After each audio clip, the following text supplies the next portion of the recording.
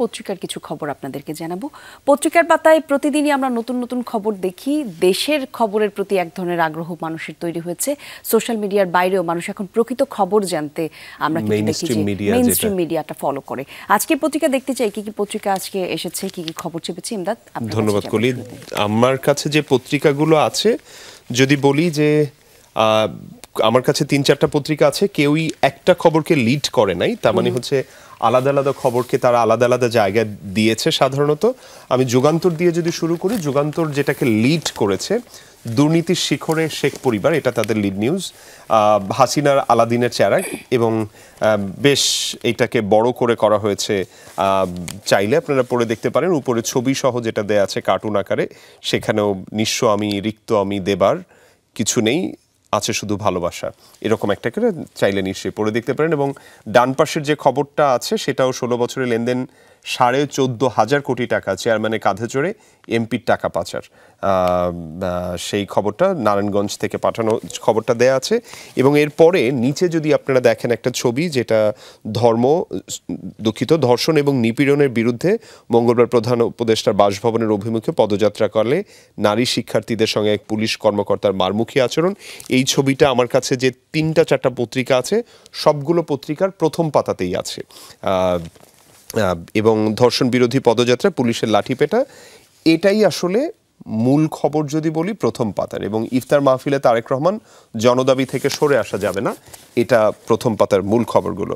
শেষের পাতাতে আসতে চাই দৈনিক যুগান্তরের। শেষের পাতাতে যে খবরগুলো আছে সেটা হলো বিটিআরসিতে ফ্যাসিস্টের দোসররা বহল তবিয়তে, এজন্য মিনি আওয়ামী কার্যালয়। সাইফ আহমেদ তিনি আসলে প্রতিবেদনটা করেছেন। এবং ডান পাশে পাহাড়ের চিরসবুজ বনে সুদর্শন বাঁশ ঘুঘু, ভিন্ন ধরনের খবর। সমীর মল্লিক খাগড়াছড়ি থেকে তিনি আসলে এই খবরটা পাঠিয়েছেন। এ বাদে অন্যান্য খবরের সাথে বছর যায় মেলে না অবসর ভাতা, ৮৩,০০০ শিক্ষক কর্মচারীর দুর্বিষহ জীবন, উপরে ছবি সহ এই খবরটা দেয়া আছে। যদি বলি যে আসলে মূল খবর এগুলোর পাশাপাশি ধর্ষকের দ্রুত বিচারের দাবিতে মঙ্গলবার রাজধানীর শাহবাগে সড়ক অবরোধ করে শিক্ষার্থীদের অবস্থান, সেই খবরটাও পেছনের পাতাতে দেয়া আছে।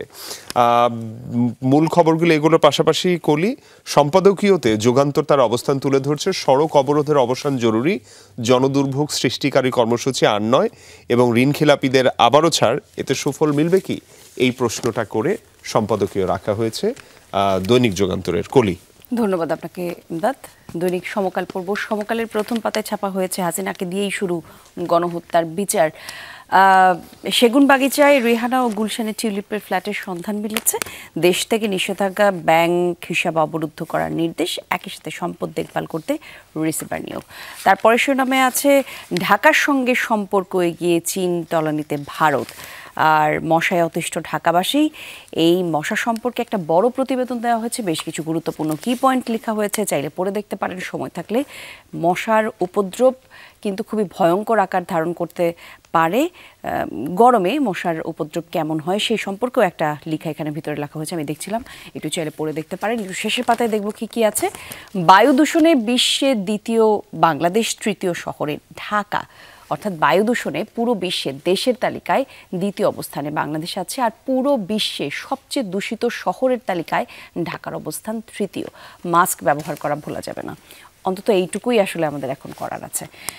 তারপরে দেখতে পাচ্ছি সরকার প্রতিশ্রুত সময়ে সংসদ নির্বাচন সম্ভব, এনসিপি ইফতার মিলাদে বলেছেন নাহিদ।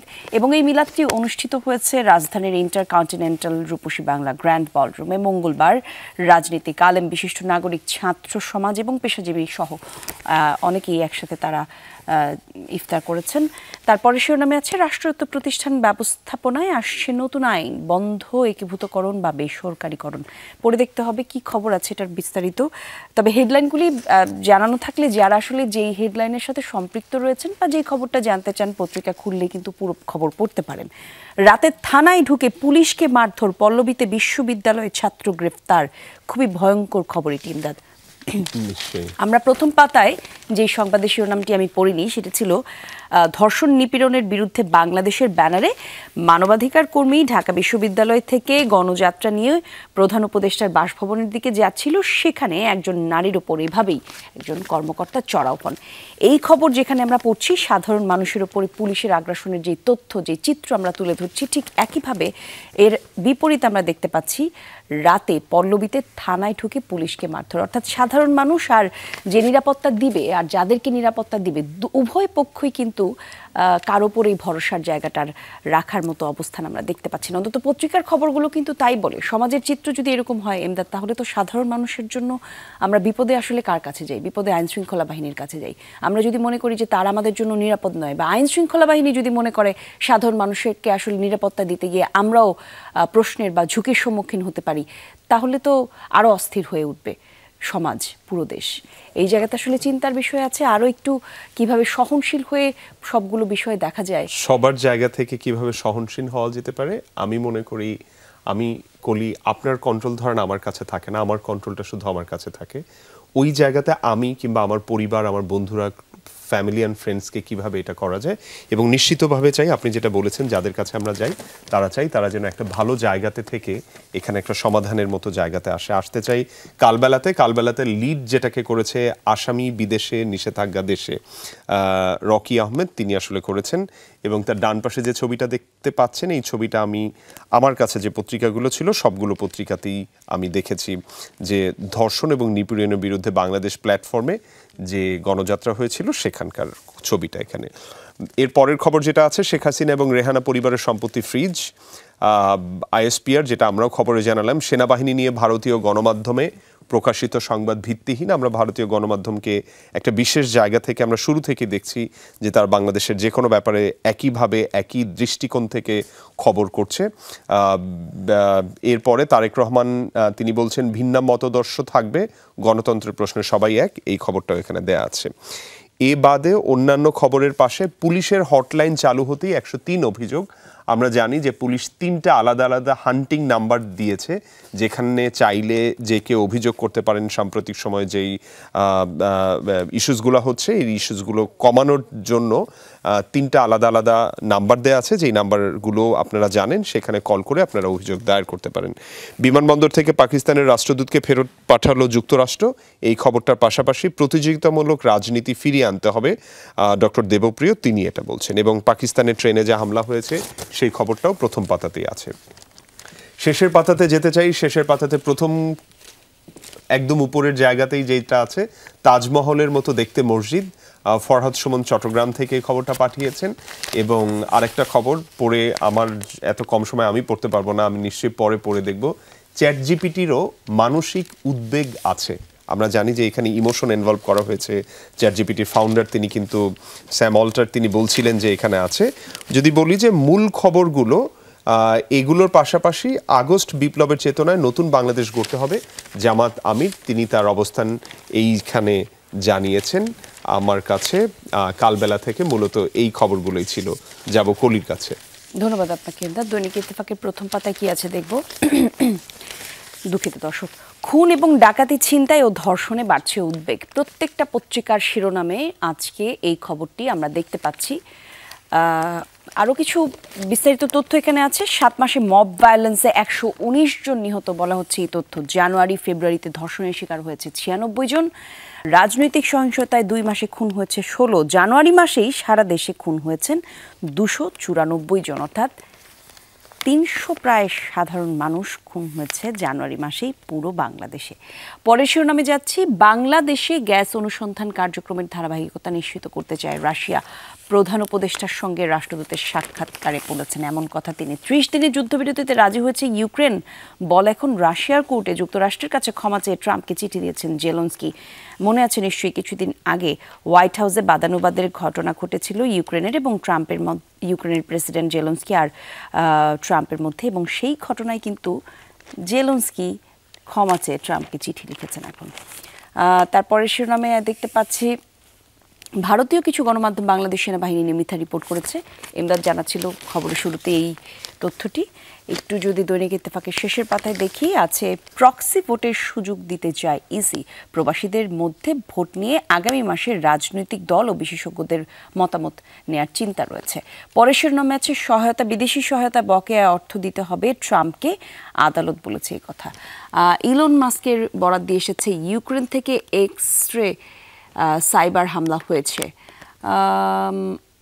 গতকালকের খবর এটি আমরা দেখেছি, আমরাও এই খবরটি আপনাদেরকে জানানোর চেষ্টা করেছি। আছে তারেক রহমান বরাত দিয়ে 8 বিষয় সংস্কার ভাবনা তুলে ধরলেন তারেক রহমান, সেই তথ্য এখানে দেওয়া হয়েছে। পাকিস্তানের ট্রেনে সশস্ত্র হামলা, যাত্রীদের জিম্মি করেছে বেলুচ লিবারেশন আর্মি। একই সঙ্গে আইন ও গণপরিষদ নির্বাচন চাই, নাহিদের বরাত দিয়ে বলা হয়েছে এই কথা। তারপরে শিরোনামে আছে 9 বছরের মধ্যে বায়ু দূষণে ভয়ঙ্কর ছিল গত ডিসেম্বরের ঢাকা। আছে গফরগাঁওয়ে 2 জন খুনের কথা। মোটামুটি এই ছিল প্রথম এবং শেষ পাতার মূল শিরোনামের খবরগুলো। মোটামুটি যেই শিরোনামগুলো দেখছিলাম সবগুলো পত্রিকা একই রকমভাবে কিন্তু খবরগুলো ছেপেছে। কারো কারো প্রায়োরিটি লিস্টে কোনো খবর আগে এসেছে, কারোটা পরে, কিন্তু প্রথম এবং শেষ পাতার খবর কিন্তু মোটামুটি এক। রাষ্ট্রের গুরুত্বপূর্ণ খবরগুলো তো একই রকম থাকে। যেটা ইত্তেফাকে আপনি বললেন শেষের পাতাতে বায়ু দূষণ নিয়ে খবর, সেটা প্রথম আলো লিড করেছে। প্রথম আলো আমার কাছে বায়ু দূষণে বিশ্বের দ্বিতীয় বাংলাদেশ, নগর হিসেবে তৃতীয় ঢাকা, এবং ধর্ষণ এবং নিপীড়নের বিরুদ্ধে বাংলাদেশ, এই ছবিটাও প্রথম পাতাতেই আছে।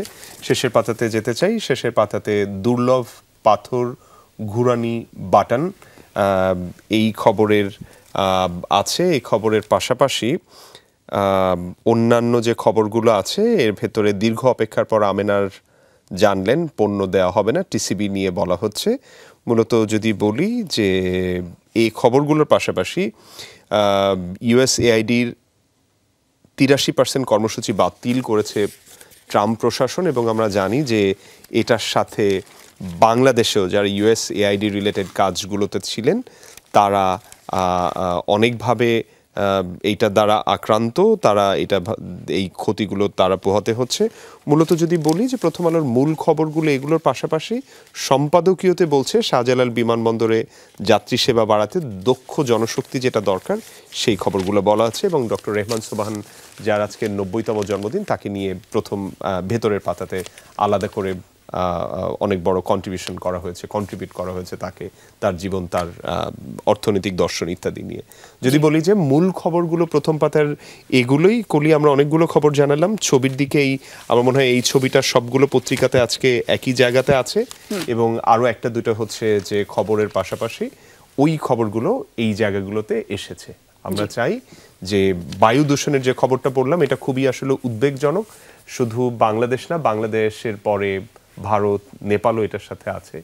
আমরা চাই আমাদের দেশের বায়ুর মান আসলেই ভালো হোক, এটা খুবই দরকার। পত্রিকাগুলোর খবর আপনাদেরকে জানাচ্ছিলাম দর্শক।